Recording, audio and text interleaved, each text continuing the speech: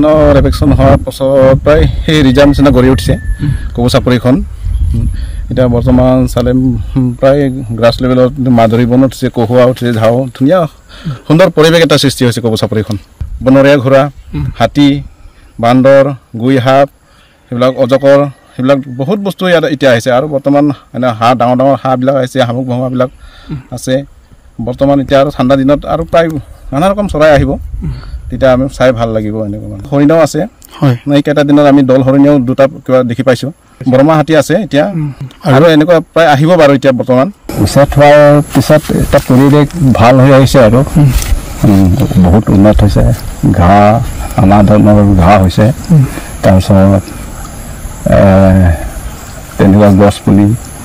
আৰু চৰাই চিৰিকটি আৰু জীৱ জন্তুৰ ভিতৰত হৰিণা বান্দৰ স্থায়ী হিচাপত থাকিব বিচাৰিছে কিন্তু কেতিয়াবা মানুহ দুনুহ উপদ্ৰৱত মানে ইহঁতে আকৌ বেলেগ ঠাইলৈ গুচি যায়